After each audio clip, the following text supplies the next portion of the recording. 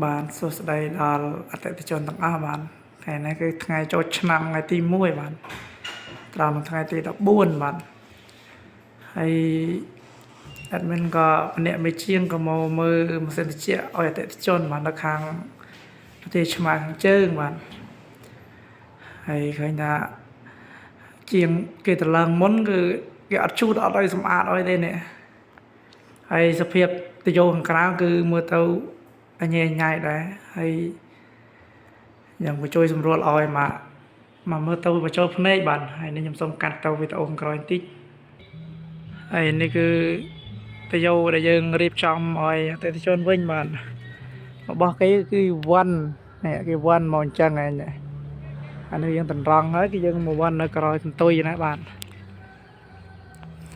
ហើយពុកម៉ែបងប្អូនចង់តម្លើងសិនតិចដាក់ថ្មីជួសជុលអាចទំនាក់ទំនងមកបានបាទ